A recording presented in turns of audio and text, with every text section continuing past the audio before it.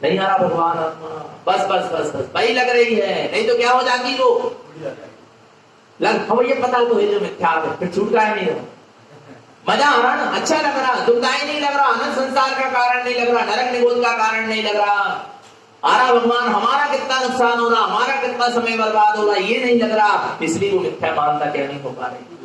जैसे वो आग लगी, वो जान तो रहा है पर जानने के बाद भी नहीं जान पा रहा कि आग लग गई जिससे मुझे कितना नुकसान होगा।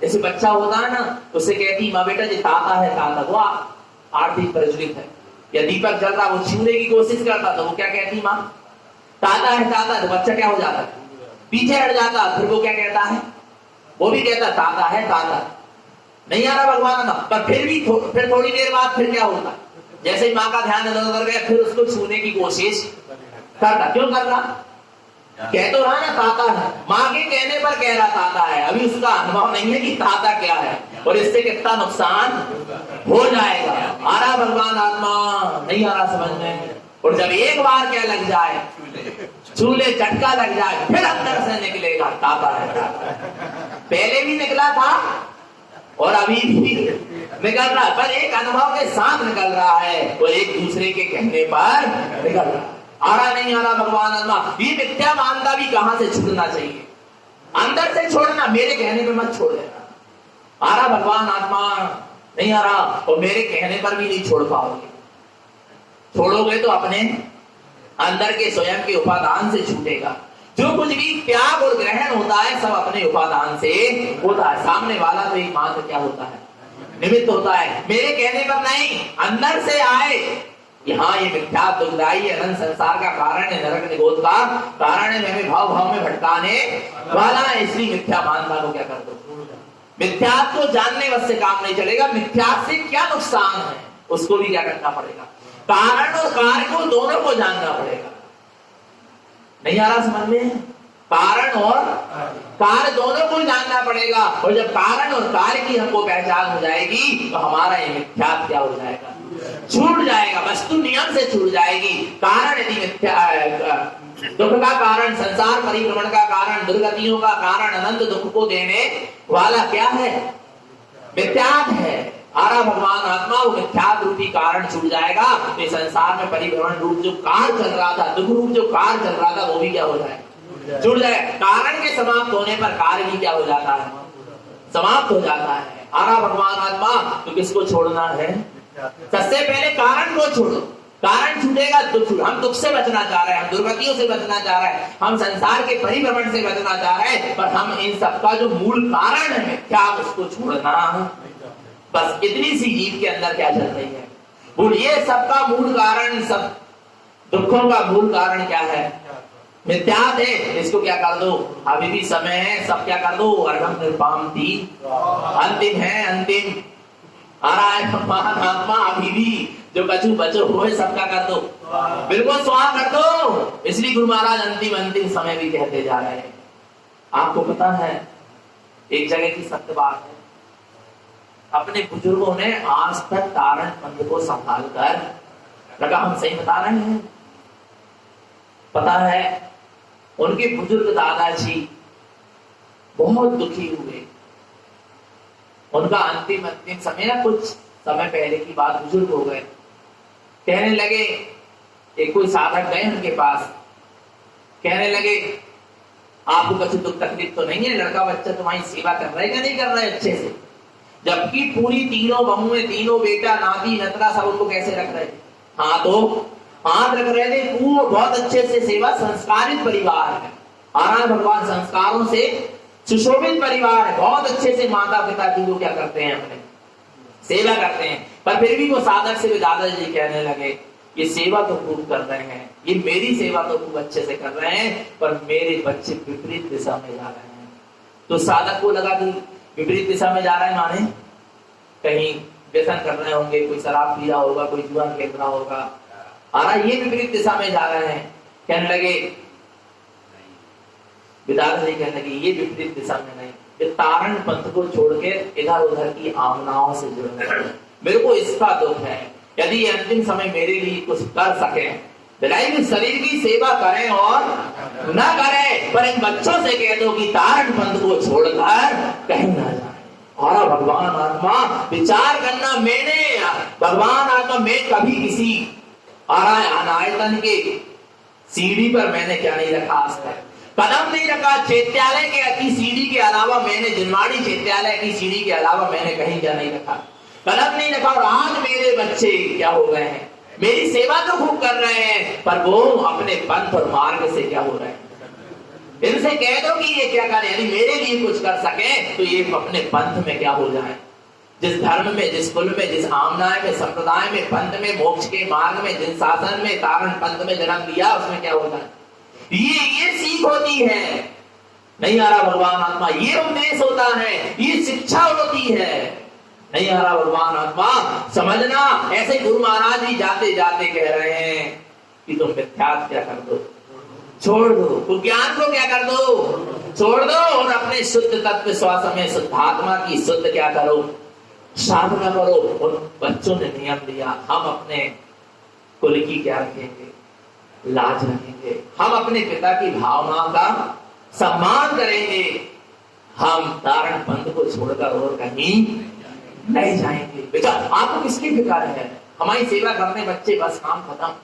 अरे भैया तुम्हें फिक्र है, हमारे जिन धर्म की रक्षा कौन करेगा, जिन शासन की रक्षा कौन करेगा, जिनवाणी की रक्षा कौन करेगा, तारण पंथ की रक्षा कौन करेगा, गुरु महाराज के इस केसरिया ध्वज को जन जन तक कौन फहराएगा। आ रहा नहीं आ रहा भगवान, ये सत्य का डंका कौन बजाएगा, इसकी भी तुमको क्या होना चाहिए, फिक्र होना चाहिए। आ रहा भगवान आत्मा, तुम यदि अपने पुत्र को अपने जिस परिवार में जन्म लिया है उसकी कुल की रक्षा की बात करोगे तो वो सीमित है। एक जिस दिन कुल समाप्त होगा उस दिन वो भी सब चला जाए, वो समाप्त होने वाली चीज है। पर तुम किसकी, अपने पुत्र को किसकी रक्षा का पाठ पढ़ा रहे, जिन धर्म की रक्षा का, तारण पंथ की रक्षा का, मोक्ष मार्ग की रक्षा का पाठ पढ़ा रहे हो, वो जन जन तक तुम्हारा पुत्र अमर हो जाएगा। हो जाएगा क्या नहीं हो जाएगा, वीर श्री का पुत्र अमर हो गया क्या नहीं हो गया, कैसे हुआ। कुल की परंपरा निभाता गणा साहेब जी जैसे संसार के कामों में ही लगा रहता तो आज वो अमर नहीं हो पाता। वीर श्री ने उसको जिन शासन की रक्षा का पाठ पढ़ाई थी, हरा भगवान आत्मा धर्म की रक्षा का पाठ पढ़ाई थी, हरा है मोक्ष के मार्ग की रक्षा का पाठ पढ़ाई थी, शास्त्र तारण पंथ की रक्षा का क्या कराई थी, पाठ पढ़ाई थी। और अपनी आत्मा की रक्षा और जगत की जीवों की भी आत्मा की रक्षा का क्या पढ़ाई थी, पाठ पढ़ाई थी। आज तारण तरण क्या हो गए, वीर श्री के पुत्र क्या हो गए, अमर हो गए। आरा भगवान आत्मा तुम्हें यदि वास्तव में अपने बच्चों को कुछ की रक्षा का पाठ पढ़ाना है तो पहले सबसे पहले जिन शासन की रक्षा का पाठ पढ़ाना, और जो जिन शासन की रक्षा का पाठ पढ़ाएगी जो माँ अपने बच्चे को, वो सबसे पहले ये नहीं कहेगी कि स्कूल जाओ, सबसे पहले ये नहीं कहेगी कि ट्यूशन जाओ, वो सबसे पहले ये कहेगी चैत्यालय जाओ, मंदिर विधि करके आओ, तारण त्रिवेणी का पाठ पढ़ के आओ, स्वाध्याय करके आओ, सत्संग में जाओ, प्रवचन करो। वो भी बच्चे से ये नहीं कहेंगे पिताजी की बेटा दुकान खोलो, नहीं, पहले क्या करो तो चले जाओ सत्संग, 1 घंटा लेट खोलना बेटा दुकान आ रहा है, पर तुम सबसे पहले क्या करो, अपने कुल की रक्षा का पाठ सिखाओ, जिन कुल की जिन धर्म की रक्षा का कैसे सिखाओ अपने बच्चों को, पाठ सिखाओ। भगवान आत्मा आ रहा है, तुम अमर हो जाओगे और तुम्हारे पुत्र भी क्या होंगे, अमर होंगे, और उसके निमित्त से लाखों जीव भी क्या होंगे, अमर दशा को प्राप्त हो जाएंगे। ऐसा गुरु महाराज हमको सुंदर मार्ग दे रहे हैं। साधम भव्य लोक, हे भव्य जीवों, ऐसे स्वसमय शुद्धात्मा की तुम क्या करो, साधना करो। कौन से भव्य जीव, भव्य लोक है, हम लोक के समस्त भव्य जीव, किसी व्यक्ति विशेष के लिए नहीं, किसके लिए, लोक के समस्त भव्य जीव। आरा भगवान आत्मा ऐसे होते भीतरागी साधु, सूर्य के प्रकाश के समान उपदेश होता है जो भेदभाव नहीं करता कि गरीब को प्रकाश दूं और अमीर को ना दूं, या अमीर को प्रकाश दूं गरीब को, वो तो सबके लिए नहीं। आ रहा भगवान सारनाम भव्य लोक है, सिर्फ भारतवासी के लिए नहीं, किसके लिए, लोक के, तीनों लोक के जितने भी भव्य जीव है सबके लिए सदगुरु धारण करण का क्या है, यही उपदेश है कि तुम अपने स्वसमय शुद्धात्मा की क्या करो। और जो इस तरह पंडित पूजा करता, जैसा अपन ने स्वरूप क्या किया है समझा, जो ऐसी पूजा करेगा उसकी क्या दशा होगी, देखो क्या होगी, पढ़ो। क्या है पूजा का सच्चा स्वरूप? पूजा हो गई, पूर्णता की ओर अपन क्या हो रहे हैं, जा रहे हैं। पढ़ो। एतत् सम्यक् पूजस्या पूजा पूज्य समाचरे मुक्ति श्रेयं पदं सुतम व्यवहार निश्चय शाश्वतम।